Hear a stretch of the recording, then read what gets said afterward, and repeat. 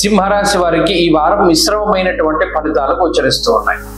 ప్రత్యేకించి ఈ రాశి వారికి లాభస్థాన స్థిత శుక్రుడు, లాభస్థాన స్థిత గురువు, షష్ఠభావం దగ్గర నుండి యోగించేటువంటి చంద్రుడు, ఈ మూడు గ్రహాల తాలూకు శుభ ఫలితాలే కనబడుతూ ఉన్నాయి.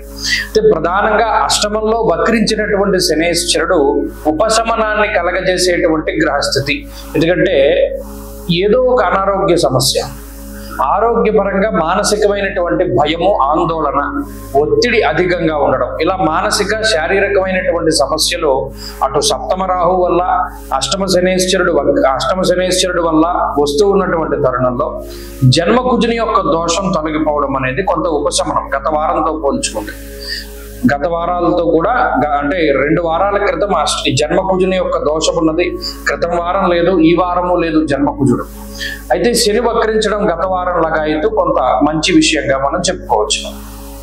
ఇక ఈ మానసికమైనటువంటి భయాలు, ఆందోళనలు ఇవి కూడా కొంత తగ్గుముఖం పడుతూ ఉంటాయి.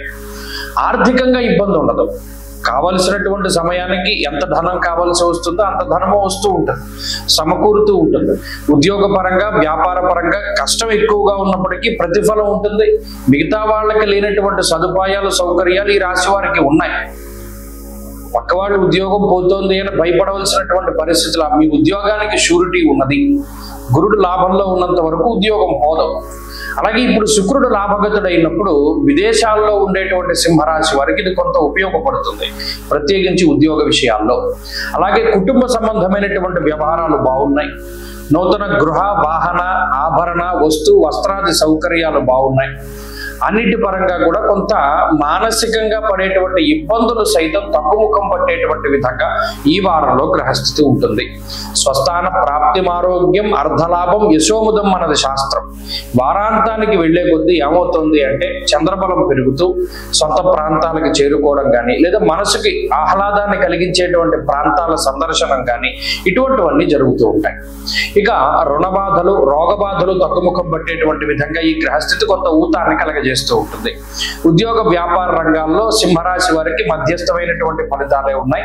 అంత ఇబ్బంది పడేటువంటి పరిస్థితులు లేవు. ప్రత్యేకించి ఈ వారంలో కొంత అసంతృప్తి ఉంటుంది. ఇంకా మనం సాధించవలసినటువంటిది ఉంది, ఇంకా మనం సాధించవచ్చు అనేటువంటి కోరిక కూడా ఉంటుంది.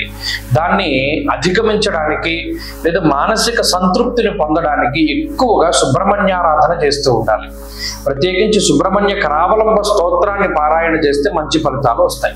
ఈ వారంలో కలిసి వచ్చేటువంటి రోజు శుక్రవారంగా చెప్పవచ్చును. అదృష్ట సంఖ్య 2, అదృష్ట వర్ణము తెలుపు. తదుపరి కన్యారాశి.